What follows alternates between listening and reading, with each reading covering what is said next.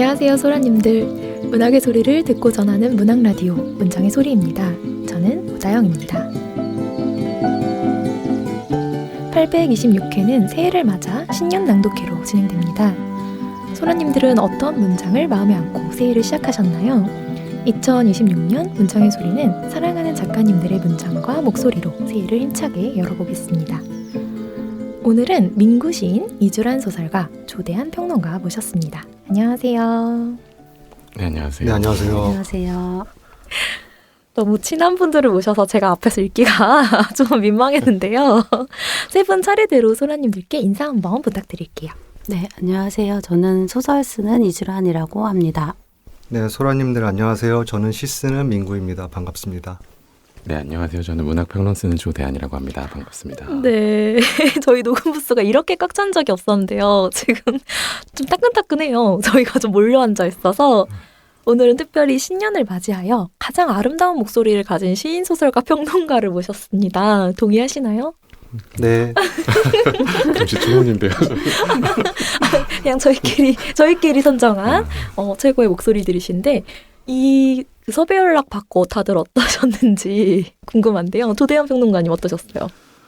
여기 뭐 처음 뵌 분들은 없고 한 번 이상씩은 뵌 분들인데 듣고 일단 기쁘기는 했는데 가장 먼저 든 생각은 술을 많이 마실 것 같다라고 하는 약간 불길하고 행복한 예감이 먼저 들었습니다. 저희가 신년 방송인데 그래도 술이라니요. 죄송합니다. 민구 시인은 어떠셨어요? 섭외 연락이 갔을 때. 근데 끝나고 술 마실 거잖아요. 네, 네, 거짓말은 하지 않겠습니다. 받았을 때 왜 나를? 하고 약간 처음에는 좀 의아했어요. 그래서 처음에 의아했다가 우리 소라님들을 신년부터 이렇게 보고 인사를 드린다고 하니까 약간 가슴 설레었습니다. 네. 진심이신 것 같고요. 네. 주란 작가님? 네, 저는 그 민구 시인님하고 조대한 평론가님 목소리 좋다는 얘기 예전부터 왜 다들 알고 있었잖아요. 네. 그래서 저는 정말 의외인 거예요. 신년과도 어울리지 않고 낭독과도 어울리지 않아서 정말 의아했지만 좀 영광스럽다는 생각도 들고 네, 그래서 열심히 준비해서 와봤습니다. 이야, 네. 소설가 대표십니다. 제 마음의 1등. 저희 이 신년 낭독회 이름을 사실 붉은말 낭독회로 지어봤습니다. 네. 2026년이 붉은말의 해인데요. 네. 그래서 그런 키워드들로 한번 낭독을 준비해 보려고 합니다. 본격적으로 낭독에 들어가기 앞서 우선 그 2025년을 떠나보내고 2026년을 맞이하는 마음에 관해 좀 들어보려고 하는데요. 세 분은 2025년 어떻게 보내셨나요? 2025년에는 일단 여행을 좀 많이 다녔고요. 네. 거의 매달 갔어요.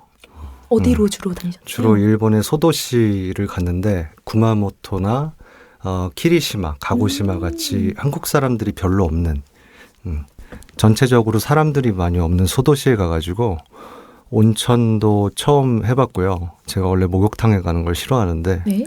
안 씻는 건 아니고요. 목욕탕에 가는 걸 싫어하는데 온천에 가서 이렇게 몸을 지지고 있으니까 제가 조금 사라지는 기분이 들더라고요. 사라지지는 않고 이렇게 와서 같이 방송을 할 수 있어서 굉장히 다행입니다. 예, 많이 지워진 채로 여기에 도착하신. 네, 많이 지워졌죠. 네. 네, 주란 작가님은 어떠신가요? 저 올해 정말 너무 많은 일이 있었어요. 네.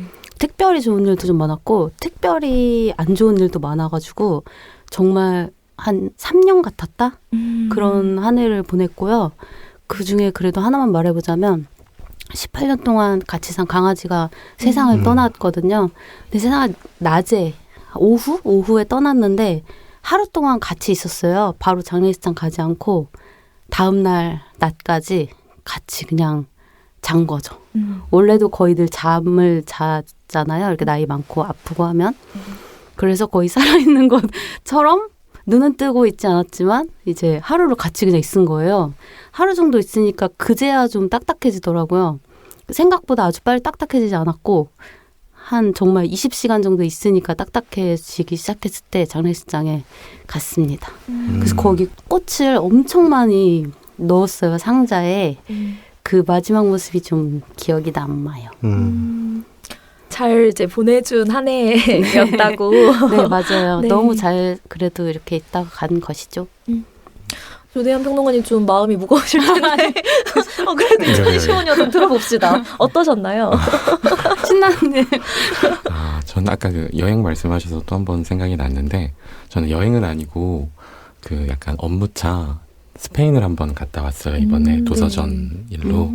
이렇게 유럽을 가본 것이 이번이 저는 처음이었거든요. 태어나서 처음이었는데 너무 좋았습니다. 그냥 그 모든 그 순간들이 다 너무 좋았고, 그냥 거기서 문학 행사 같은 것들도 많이 했는데 환영해주는 분들도 너무 다 기억이 나고, 그 행사가 끝나고 혼자서 그 옆에 수도 옆에 소도시를 한번 버스를 타고 갔다 왔어요. 근데 와, 그 중세 스페인 수도였던 그 풍광들이 아직도 좀 이렇게 눈에 선연합니다. 제가 이 여행 얘기를 살짝 들었었는데 미아가 되실 뻔하셨지 않나요? 되게 아름답게 포장 미화되어 있네요. 되게 잘했는데 네. 그렇게. 아니 막 인간적인 건 다 빼고 네. 아름답게 말씀하시길래 그 네. 딜레이가 돼가지고 캔슬이 돼가지고 하루 이제 마드리드에서 유랑민이 되었다가 네, 무사히 돌아왔습니다. 네. 다행이네요. 좋은 25년을 보내고 이렇게 저희가 만났는데요. 그렇다면 그래도 이제 한 해를 보내다 보면 하고 싶었지만 좀 끝내 하지 못한 것들이 남아 있을 수 있잖아요. 그래서 작년에 미처 하지 못했던 일이 있다면 무엇이 있을까요? 대현님? 저도요. 네. 그 미처 하지 못했던 일 중 지금 가장 바로 떠오르는 건 제가 내일 박사 논문 심사거든요. 그래서 그거 몇 년 동안 미뤄왔었던 하지 못했던 일 중에 마음에 가장 커다란 짐인데, 저런. 예, 내일 심사를 받고 뭐 다음 주까지 제출을 하면 가장 큰 짐을 드디어 털어낼 수 있지 않을까. 축하드려요. 우리 박수 네, 한번 싶습니다. 드려요. 아닙니다. 박수 받을 일이 아니에요. 아니 근데 지금까지 조대현 평론가 몇 년 전부터 저한테 박사하겠다고 막 자기 가야 된다는 말 진짜 자주 했는데 아직도 첫 박사가 아니셨더라고요. 이제 그 핑계를 못 댑니다. 축하드립니다. 네, 축하드립니다. 축하드립니다. 네, 가방끈 제일 기시네요. 좋겠다. 민구 시인님은 네. 어떠신가요? 다들 바쁘게 사시는 것 같은데 저는 2025년에 다이어트를 조금 하려고 했는데 그걸 못해서 좀 아쉬워요. 근데 지금 되게 좋으세요. 보기. 지금 조금 빠진 건데 원래 나이가 들면은 식욕이 좀 줄어든다고 하는데 아무래도 이제 소도시나 이런 데 가면은 특산물이 좀 맛있고 많다 보니까 하나하나씩 이렇게 도장 깨기 하는 식으로 먹다 보니까 살이 조금 많이 올랐었어요. 그래서 앞으로 좀 살을 조금 더 빼고 시를 조금 더 늘리고 싶습니다. 네. 학업과 건강과 시. 저런 작가님은 못하신 거, 못다한 거 무엇이 있을까요? 방금 너무 시인처럼 말씀해 주신 것 그런가? 같아요. 네. 저도 글을 너무 많이 못 써가지고 하지 못한 건 글쓰기. 네. 뺄 수가 없을 것 같고요. 또 보고 싶은 사람이 멀리 있는 경우가 있잖아요. 보러 못 갔어요. 못한 거, 보고 싶은 사람을 못 본 거예요. 남겨두고 온 것. 올해는 네. 좀 많은 사람들 보는 한 해로 네. 저희는 좀 봤잖아요. 네. 올해는 못한 거 한 1, 2월 안에 다 하려고요. 보고 싶은 사람도 보러 가고 멀어도 가고 그러려고요. 그 시작을 저희와 함께 하여 기쁘고요. 네. 그래도 2026년 맞이하는 세 분의 각오, 다짐 같은 거 들어보고 이제 낭독 시작할까 합니다. 조란 작가님 각오. 저는 좀 머쓱하긴 한데 좀 사랑을 해보려고 해요. 잠시만. 네? 아유, 지금 선언하신 거예요? 공개 선언하신 거예요? 네, 나는 제가 좀 잠시만요. 예, 계속 들어보겠습니다. 약간 요즘에 사랑에 미쳐 있거든요. 음. 사랑을 뭐 잘하고 못하고 뭐 의미를 어떻게 해야 될지 모르겠지만 말해야 될지 모르겠지만 잘 못한다는 생각이 일단 드는 거예요. 그래서 그걸 좀 잘하고 싶다. 뭔가 좀 사랑의 여러 얼굴이 있겠으나 조금 따뜻한 얼굴로 뭔가 시간을 갖고 공들이는 사랑을 하고 싶다. 그런 생각을 합니다. 구체적인 사랑에 대한 어떤 방향성이 있네요. 네. 좋습니다. 따뜻한 거. 그럼 저는 계속 기억해서 1년 동안 계속 응원할게요. 언니 사랑 좀 되고 계신가요? 사랑? 네. 네, 응원 드리는 한 해. 했고요. 민구 씨님은 다짐. 저도 사랑하고 싶어요. 아유, 따라하시면 안 됩니다. 사랑하고 계시잖아요. 사랑 잘하시잖아요. 전문가시잖아요. 오래오래 사랑하고 싶고 26년에는 새로운 걸 좀 해보고 싶어요. 그동안 계속 이제 한우물 파는 식으로 시를 써왔었는데 시 쓰기도 계속 유지를 하면서 기술을 좀 배워보고 싶다. 새로운 기술을. 그래서 지금 커피 로스팅을 열심히 하고 있는데 조금 더 심화적으로 배워가지고 나중에 왜 모든 일들이 다 정년이 있잖아요. 네. 정년이 지나도 조그맣게 한 가지 기술을 가지고 몰입할 수 있는 그런 사람이 되고 싶습니다. 좀 유용한 기능이셔서 저도 좀 먹겠습니다. 네, 제가 좀 볶으면 맛있는 거 있으면 좀 나눠드릴게요. 네, 왠지 되게 잘 어울리고 100세까지 하실 것 같아요. 100세까지 소도시에서 작은 커피집 100세까지. 네. 네. 잘 어울립니다. 요새 이런 말 많이 하잖아요. 관상에 춤이 있다 없다 네. 뭐 이런 거 있는데 커피가 좀 있으세요. 관상에. 저도 좋아하고요. 항암 작용도 있으니까. 그렇죠. 네. 저는 관상에 커피 없죠. 네. 제가 주란 작가님은 커피를 많이 못 마셔봤어요. 저희가 카페를 잘 안 가서. 맞아요. 맥주 좋아하실 것 같아요, 우리 주란 진짜 작가님. 관상에 커피 있으신 것 같아요. 이런 덕담 좋습니다. 네, 대한평론가님 다짐. 저요? 네. 저는 뭐 아까 선생님 말 빌리자면 저는 사랑보다 사람이 좀 되려고 아직 그래서 거기까지는 사람답게 좀 살려고 매번 밤새고 네. 이렇게 마감 듣고 낮밤 바뀌고 이렇게 살지 말고 올해는 진짜 좀 사람답게 좀 정상적인 생활을 해보자. 진짜 제가 응원합니다. 제가 조대한 평론가님 응원하거든요.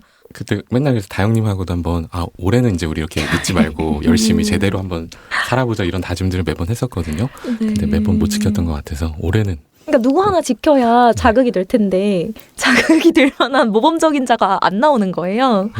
근데 이제 저희가 다 컸고 이제 어른이고 박사시고 그러니까 이번엔 좀 노력을 해봅시다. 알겠습니다. 네, 응원합니다. 네. 오늘 작품 낭독을 세 분이 해주실 텐데요.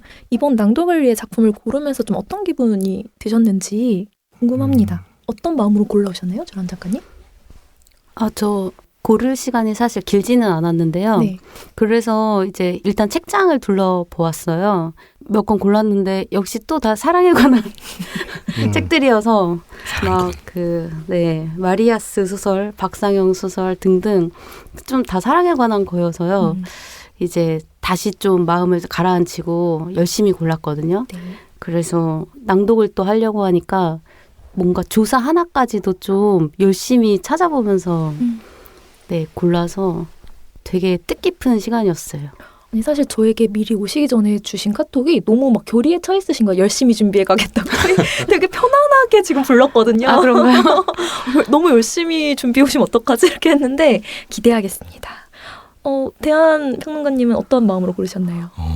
저는 보통 어디 낭독회 같은 데 가면 제가 낭독을 이제 부탁하거나 저는 사회만 보는 입장이었다가 이제 낭독을 부탁받으니까 네. 생각보다 되게 어렵더라고요. 네, 그래서- 어디 한번 해보자.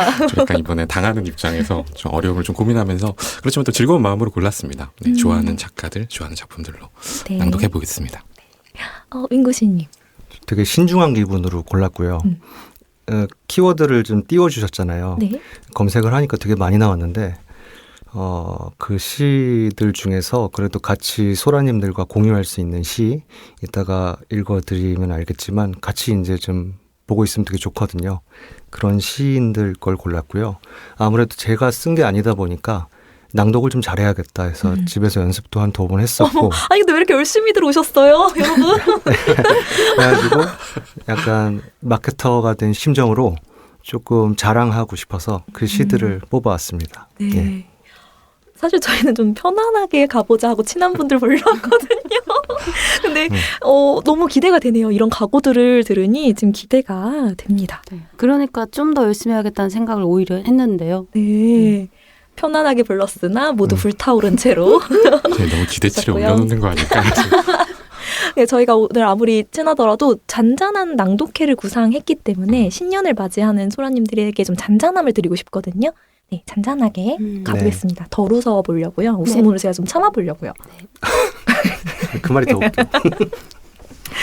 네, 본격적으로 낭독에 들어가 보려고 합니다. 2026년은 병원년 붉은 말의 해인데요. 그래서 붉은색, 말, 그리고 새해 소망과 같은 관련된 문학 작품들을 미리 발췌해 오시길 작가님들께 부탁드렸습니다. 붉은 말 낭독회의 포문을 열 첫 번째 키워드는 붉은색입니다. 세 분께 공통적으로 여쭤보고 싶은데요. 붉은색 하면 가장 먼저 어떤 이미지가 떠오르시나요? 민구씨님? 허거.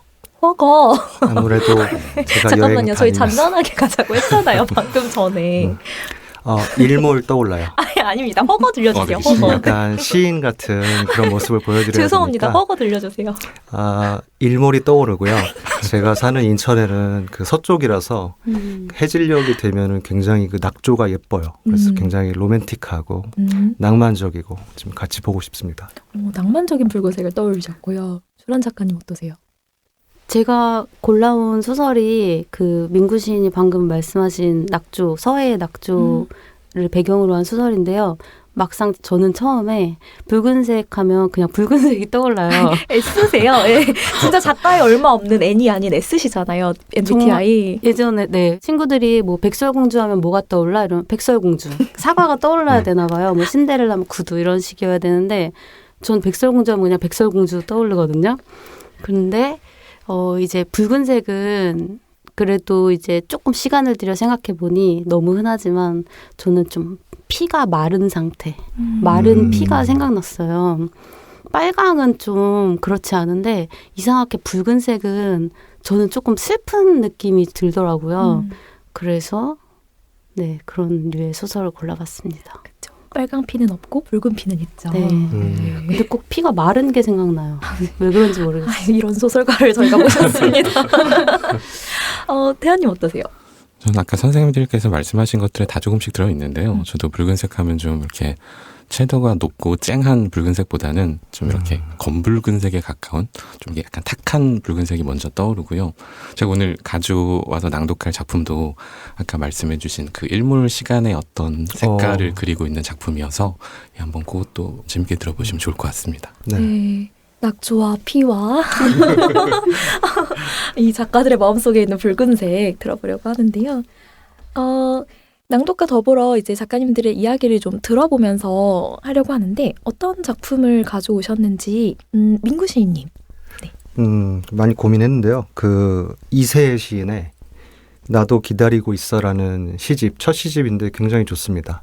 그 시집에서 날 갈기라는 시가 있어요. 그 시를 낭독해드려야 될 것 같아요. 네, 한번 정해 듣도록 하겠습니다. 날 갈기.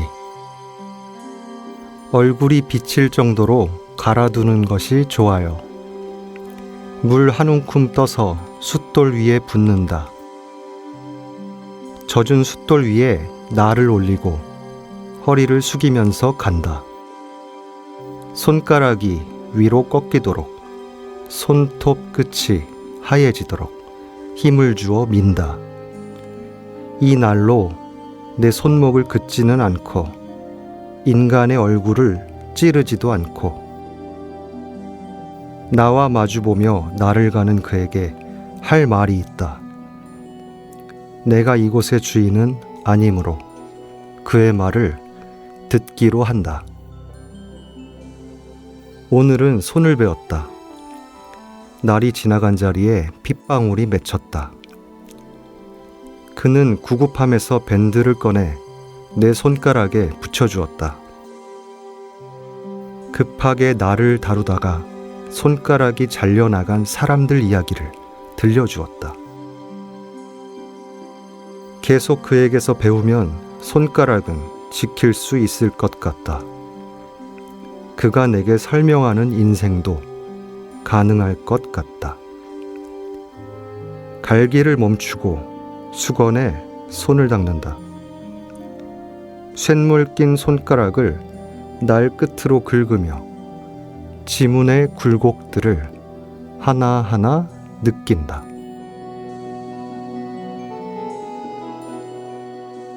네. 선정하시면서 어떤 고민이 있으셨나요? 신중한 고민이 들었고요. 사실 이 시는 겉보기에는 붉은색 이미지가 되게 도드라지진 않거든요. 선명하지도 않고. 근데 왜 그런 거 있잖아요. 영화를 볼 때 선혈이 낭자한 영화를 볼 때보다 끝까지 칼을 빼들지 않는 그런 영화가 조금 진득하게 다가올 때가 있거든요. 근데 이 시의 화자는 조용히 되게 날을 갈고 있어요. 그래서 자기 안에 하나씩 있는 그 칼을 타인에게 겨누지 않고 나를 찌르지도 않고 조용히 갈고 있는 그런 화자가 나오는데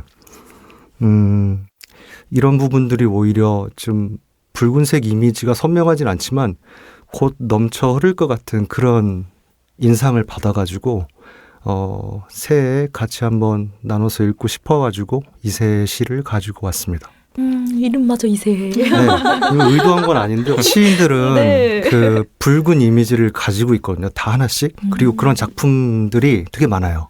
많이 반영이 돼 있는데 그 시들 중에 첫 시집인데도 불구하고 제가 되게 읽으면서 뭔가 이 담담한 시인의 어조가 더 되게 붉게 검붉게 다가왔다고 해야 되나? 곧 흘러넘칠 것처럼 그런 인상을 좀 받아가지고 같이 읽고 싶어서 가지고 왔습니다. 네, 저도 들으며 본 것 같았어요. 붉은색을. 네.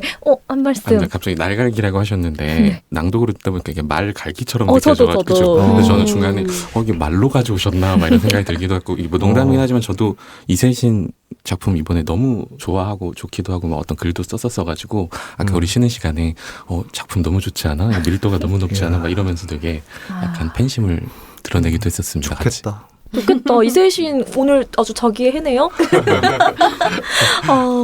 네, 첫 번째 낭독과 설명을 좀 시인이 열어주셔가지고 괜찮을까 싶은데요. 다른 분 낭독도 들어보도록 하겠습니다. 주란 작가님, 어떤 네. 작품 가져오셨을까요? 저는 한강 작가님의 등단작, 소설 등단작인 붉은 닻이라는 단편 소설을 가지고 왔고요. 네. 네. 붉은색의 이미지를 떠올릴 수 있는 소설들도 꽤 있었지만 정말 이것은 붉은 닻인 거예요. 네. 붉은. 그래서 어떤 것을 선정했다가 뒤늦게 이 소설이 생각나서 급하게 변경을 하였고 여러 번 읽으면서 다시 한번 감동을 받았습니다. 네. 먼저 청해 듣고 이야기 나누도록 하겠습니다. 네. 그들은 모래밭에 앉아 점심 식사를 했다. 아침 내내 어머니가 공들여 만든 도시락이었다. 그들은 큰 소리로 떠들지도 않았고 웃음을 터뜨리지도 않았으나 간간히 조용하게 이야기를 나누었다. 이걸 좀 먹어보렴. 네, 어머니. 물이랑 같이 먹으렴. 그러지만 말고 어머니도 드세요. 먹고 있잖니. 아유, 너무 많이 먹었구나. 식사를 마치고 그들은 해안을 따라 북쪽 끝에 솟은 자그마한 산에 오르기로 했다. 조망이 좋을 것 같다는 어머니의 제안이었다. 바닷가를 걸어 산 가까이 다다랐을 때 동식은 어떤 물건을 발견하였다. 산 그림자에 가려 여태 보이지 않았던 그것은 해안 모래밭에 처박힌 닻이었다. 잔뜩 녹이 쓴 채 두 조각으로 분해된 갈고리는 사람의 키만큼 컸으며 비스듬히 서로에게 기대어 지탱되고 있었다. 닻이야. 동영이 중얼거렸다. 배는 어딨지? 동식이 물었다. 동영은 대답 없이 서늘한 시선을 들어 바다 쪽을 향해 던졌다. 그곳에는 낡고 더러운 목선 한 척이 처박혀 있었는데 가동할 수 있는 것 같지는 않았고 쓸 만큼 쓰고 나서 버려진 것처럼 보였다. 더 걸어갔을 때 동식은 몸을 떨며 걸음을 멈추었다. 산에 가려졌던 썰물진 뻘 위로 수십 개의 거대한 닷들이 파묻혀 있었던 것이었다. 굵은 바윗돌이 질비한 산기슭까지 띄엄띄엄 꽂힌 그것들은 붉은 녹으로 얼룩져 있었다. 그것은 마치 수많은 목선들이 이곳에 닻을 내렸다가 썩어가고 남은 풍경 같았다. 오랜 항해 끝에 돌아왔으나 정박할 곳을 찾지 못하고 끝내 무태서 떠밀린 배들이 닻을 버려둔 채 망망대해 속으로 사라지고 난 흔적 같기도 했다. 거대한 무덤 같았다. 선사 이전부터 내려오는 발자국들 같았으며 무수한 운명들의 잔해를 연상시켰다. 닻의 양쪽 갈고리들을 메어두었던 철제의 밧줄들 역시 검붉게 녹이 슬어 있었고 대부분 매듭이 끊겨 있었다. 동식은 마치 그 날카롭고 거대한 닻이 제 가슴에 꽂힌 것 같았다. 뿌리를 뽑으면 바스라져 버리는 흙덩이처럼 제 가슴이 찢기는 통증을 느꼈다. 동식은 황황히 그 풍경을 등지고 산으로 향했다.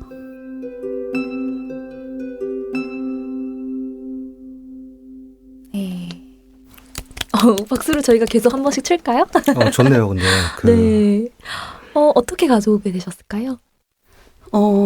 일단 소설에는 사실 붉은 이미지를 주요하게 이렇게 가진 소설이 사실 찾기는 쉽지 않았던 것 같아요.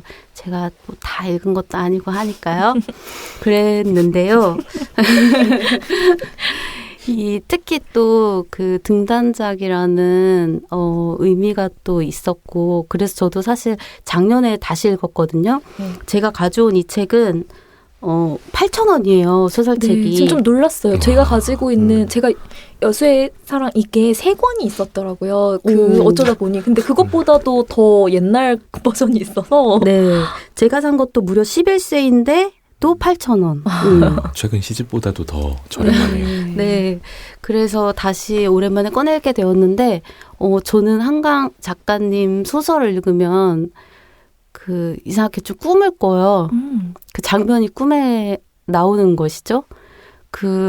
이렇게 세세한 표현과 그 인물들의 감정 같은 것들이 정말 녹슨 붉은색. 저는 피를 떠올렸지만 녹슨 붉은색을 생각하면 그런 게 이제 꿈에 나오는 것이죠. 이 장면을 읽었을 때. 그래서 가져오게 되었습니다. 네. 아까 시에서는 날로 네. 날이 불러올 수도 있는 어떤 피를 계속 상상했다면 이것은 계속 그 녹슨 향이 막 나는 것 같은 느낌으로 들었거든요. 네. 다들 좀 어떻게 들으셨는지 궁금하네요, 평론가님.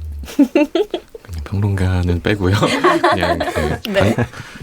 전 되게 옛날에 읽었던 작품인데 이제 이주란 선생님 목소리로 이번에 다시 되게 오랜만에 듣게 됐는데 저는 이제 저에게 기억에 남아있는 장면이 떠오르긴 했어요. 제가 고향이 남해인데 남해에 가면 저렇게 방금 말씀하셨던 비슷한 그 패선들과 붉은 닭까지는 아니지만 오래된 어떤 그 정취들이 남아있는 순간들이 기억에 남아있거든요. 그래서 들으면서 아까 선생님께서는 꿈을 꾸신다 하셨지만 저는 뭔가 꿈같이 남아있던 그 기억들이 좀 이렇게 떠오르긴 하네요. 닷이 커다란가요? 크기가 어느 커다랗죠. 정도? 네. 무게가. 배를 정박시켜야 되니까. 네. 네. 저도 상상은 해봤는데 무시무시할 것 같기는 하더라고요. 배가 파도에 안 흔들려서 고정이 되려면. 네. 지금 들으면서 이 소설의 문장에서는 민구씨님은 어떻게? 이 한강 작가님의 등단작이잖아요. 네. 저도 예전에 봤던 기억이 나는데 배경이 또 서해잖아요. 제가 또 그쪽 이제 출생이거든요. 그래서 바다 쪽에 가면은 출생들 말씀하실 건가요? 네. 바다가 되게 익숙한 이미지고 항상 이렇게 뻘밭에 닻이 박혀 있는 그런 그림들이 되게 선명하게 떠오르는데 그 한강 작가님의 작품을 다시 한번 이렇게 좀 눈앞에 그려지니까 그런 부분들을 좀 생각하면서 다시 한번 보게 됐고, 저는 이주란 작가님의 낭독 그 목소리가 되게 좋았어요. 예전에 같이 학교 다닐 때 수업을 들은 적이 있는데 그때 수업 때 낭독을 했던 그 기억이 있거든요. 그때 한 10수년 전의 얘기이긴 한데 그때 그림이 좀 떠올라가지고 조금 감회가 새로웠습니다. 네, 좋았어요. 그렇군요. 유년을 떠올리고 옛날 수업들을 떠올리고. 그때 저 막 바들바들 떨지 않았을까요? 그때 목소리가 조금 더 당차고 날카로운 느낌이었다면 지금은 되게 부드러워진 것 같아요. 너무 좋았습니다. 사실 주란 작가님 많이 부드러워지셨잖아요. 제가 당찬 적이 살면서 있었군요.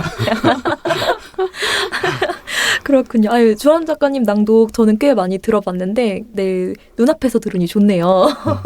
그리고 등단작을 가져와 주셔서 저는 사실 모든 소설가의 등단작이 좀 다 붉다는 느낌을 좀 받는 편이라서 뭔가 터지기 직전? 뭐 이런 느낌이 좀 있어서 느낌이요. 읽었고요. 대한평론가님은 어떤 작품을 가져오셨는지 궁금합니다. 네, 저는 허수경 시인의 그 빌어먹을 차가운 심장이라고 하는 제목의 시집을 가져왔고요. 문학동네 시인선 2번째로 나왔던 시집입니다. 일단 뭐 낭독을 먼저 해볼까요? 먼저 네. 청해 듣도록 하겠습니다.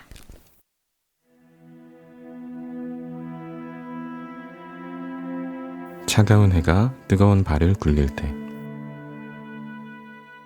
술병을 들고 앉아있는 늙은 남자의 얼굴이 술에 짙어져 갈 때 그 옆에 앉아 상처난 세상의 몸에서 나는 냄새를 맡으며 차가운 해가 뜨거운 발을 굴리는 것을 바라보는 것이다.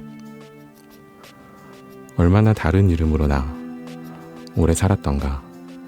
여기에 없는 나를 그리워하며 지금 나는 땅에 떨어진 잎들을 오지 않아도 좋았을 운명의 손금처럼 들여다보는데 몰랐네. 저기 공원 뒤편 수도원에는 침묵만 남은 그림자가 지고 저기 공원 뒤편 병원에는 물기 없는 울음이 수술대에 놓여있는 것을 몰랐네. 이 시간에 문득 해가 차가워지고 그의 발만 뜨거워 지상에 이렇게 지독한 붉은 빛이 내리는 것을. 수도원 너머 병원 너머에 서서 눈물을 훔치다가 떠나버린 기차표를 찢는 외로운 사람이 당신이라는 것을 나는 몰라서 차가운 해는 뜨거운 발을 굴리고 지상에 내려놓은 붉은 먼지가 내 유목의 상처를 물끄러미 바라보는 동안 술 취해 잠든 늙은 남자를 남기고 나는 가을 공원에서 나오는 것이다. 네. 명불허전 조대한 평론가 오셨습니다. 어떻게 가져오게 되셨을까요? 사실 이 작품 자체의 붉은빛보다는 저는 이 시집이 가지고 있는 그 붉은빛의 물성으로 바로 그냥 저도 모르게 자동적으로 떠올렸는데요.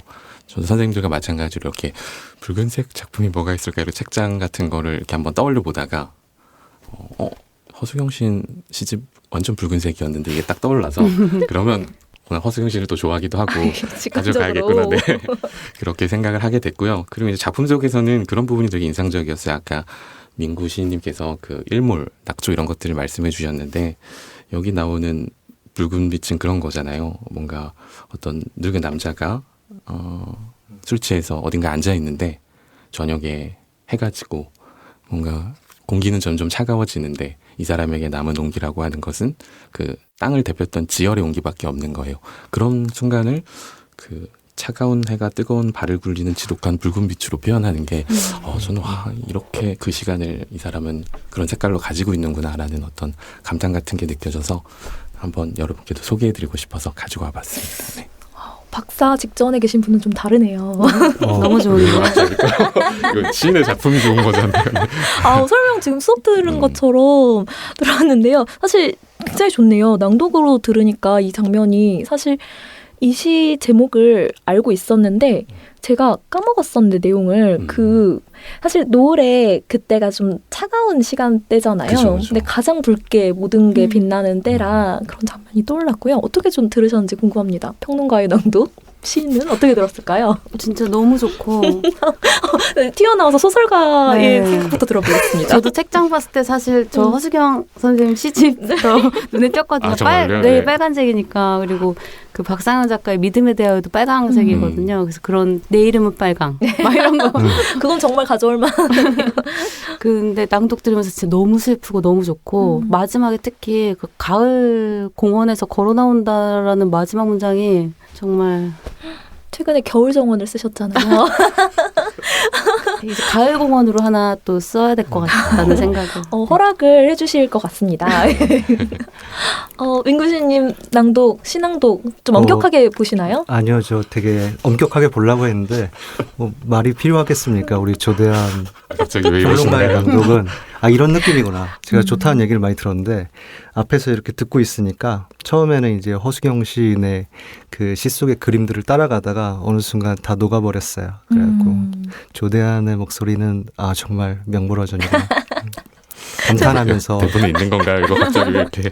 근데 조대한 선생님 알고 계시면서 저렇게 자꾸 그러니까 알면서 모르는 척. 아니요, 저 근데 낭독을 뭐 명불허전이라고 하는데 어디 가서 낭독을 한 적이 거의 없는데요. 솔직히 저도 들어본 적은 없어요. 저 혼자 좋다고 생각하고 있었습니다. 많은 낭독회를 진행하셔서 마치 하신 것 같지만 정말 네. 자신의 낭독을 안 하시다가 이렇게 돌려받으시는 거죠. 목소리 진짜 좋으세요. 약간 목욕탕에서 이렇게 울리는 목소리 네. 있잖아요.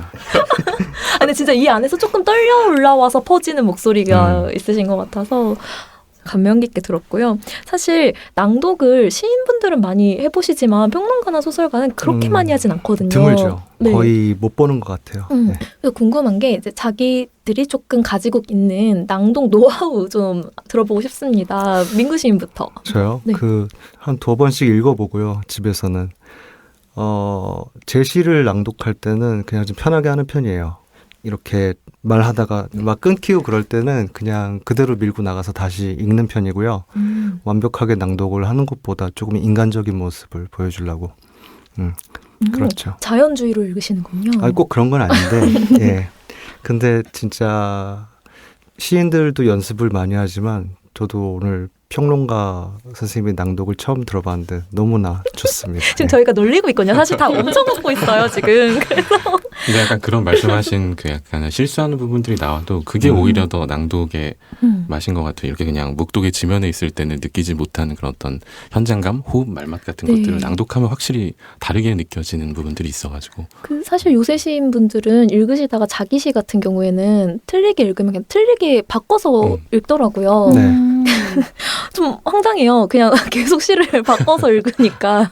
근데 그걸 그냥 받아들이는 추세라 재미있더라고요. 내시니까. 그런 경우가 있는데 소설가들은 좀 어떤 마음일까요? 조란 작가님? 낭독할 일이 사실 거의 없고 그 또 애매한 것 같아요. 그 어느 부분을 딱 뽑기가 그렇긴 한데 이제 다른 소설가님의 작품을 읽은 건 저 거의 처음인 것 같고요. 그 제 것도 거의 몇 번 없는데 이게 약간의 사실상 연기를 해야 한다고 생각하거든요. 그쵸. 소설이고 인물이 있고 캐릭터가 있고 막 그 1인칭이라면 특히 더 그 대사가 있고 그래서 연기를 해야 해서 그게 참 어렵습니다. 맞아요. 소설은 어쨌든 좀 톤을 잡아서 가야 되는 게 있어서 쉽지 않습니다. 네, 그래서 제가 아까도 다치야. 거기 연기가 들어있었던 거군요. 시인들도 어딨지? 그런 거 있어요. 그쵸? 네, 중간에 의성의태어 이렇게 알죠, 나오면 알죠. 너무 시인들 다 너무 잘하시는 것 같아요. 시인들은. 맞아. 탁 치면 탁 나오잖아요. 네. 다 자기 스타일 있고. 글의 톤에 맞게 진짜 잘하시는 것 같아요. 서로 칭찬하는 방송인가요? 아무튼 저는 약간 연기를 하려 노력했다. 네. 아까 그 부분이 중요했는지 다치아 한 두세 번 하셨거든요. 중요하게 들어갔습니다. 대한평론가님은 어떻게 좀 노하우가 있으신가요? 저요? 네, 이렇게 명불허전이다 어쩌다 소리를 들으시는데 뭘 준비하시나요? 낭독이 거의 처음인데 아무런 노하우가 없고요. 그냥 타고났다. 아니야 그런 건 아니고 그냥 그 아까 말씀대로 이게 저의 글이 아니다 보니까 그냥 이렇게 한 줄 한 줄 그리고 이 시인이 여기 행가리 해놨을 때는 그 의도가 있을 거라 생각하고 그 호흡까지도 좀 최대한 원문에 가깝게 낭독하려고 신경을 그냥 쓰는 것밖에 없지 않을까 싶습니다. 그러니까 이해와 그 존중. 되게 선생님 포장을 잘하시네요. 평론의 태도로 접근을 네. 해주시는 훌륭하신 대화님. 제가 낭독과 대화를 나누다 보니 붉은색이 각자 다른 얼굴을 갖는다는 걸 느끼게 됐는데요.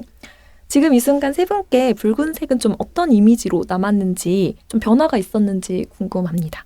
들어볼까요? 시인님께서 한번 열어주시죠. 민구 저요? 시인님. 네. 저 그냥 똑같은데. 허건가요?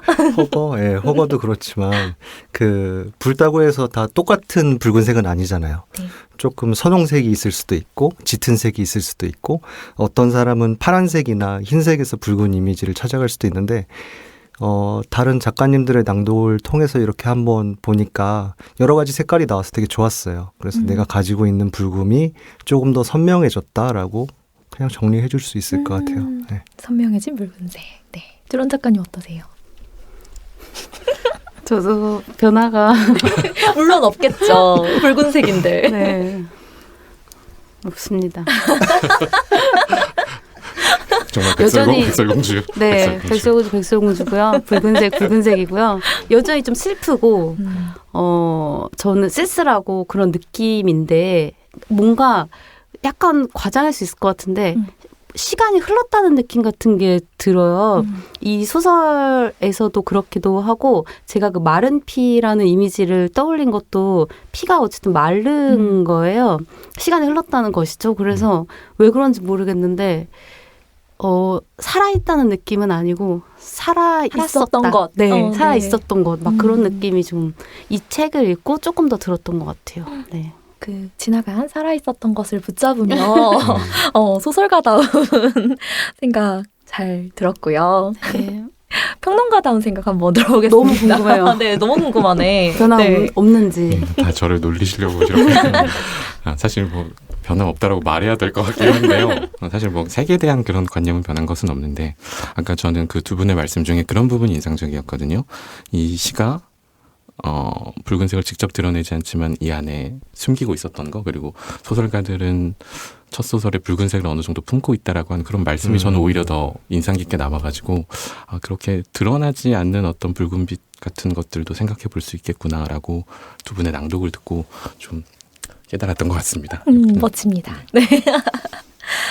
사실 저희 1부는 이렇게 한 편씩만 낭독을 들어봤는데요. 계속 2부에서 이어집니다. 신년을 맞아 저희 문장의 소리 첫 방송을 열어주셔서 굉장히 감사드리고요. 2부에서 더 활약하실 수 있으실까요? 각오. 1부보다는 잘할 것 같아요. 그쵸, 이제 좀 때는 이미 풀으셨죠, 네. 입이. 조금 약간 무거운 느낌으로 이렇게 아무래도 붉은 이미지에 대해서 얘기를 하다 보니까 그렇게 진행이 됐던 것 같은데 우리 또 작가님들 사석에서 보면 되게 재밌거든요. 그래서 2부 때는 이제 입이 좀 풀려서 재밌는 얘기가 좀 나오지 좀 않을까. 밝게 활기차게 한번 가볼까요? 네. 네. 다른 분들. 네, 노력해보겠고 그 쉬는 시간이 있다면 네. 연기 연습을 빨리 저쪽에 가서 저랑 벽 보고 한번 네. 소설가 이겨야죠. 한번 상대방 역할 좀 해주시겠어요? 네네, 그럼요. 해보고 오겠습니다. 네. 저도 톤앤 정해주신 거 맞춰가지고 그 톤으로 한번 맑고 명랑하게 2부는 가보겠습니다. 네, 모두 감사드리고요. 붉은 말 낭독회 1부는 여기서 마무리하려고 합니다. 소라님들, 문장의 소리가 준비한 붉은 말 낭독회 어떠셨나요? 여러분들의 새해에 힘이 되는 문장이 오래 머물렀으면 하는 마음입니다. 저는 다음 주 827회로 인사드리겠습니다. 곳곳에 가닿을 문학의 소리를 상상하며 마칩니다. 저는 오다영이었습니다.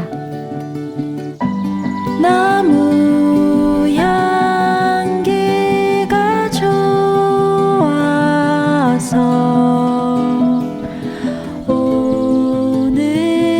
오늘도 연필을 들어서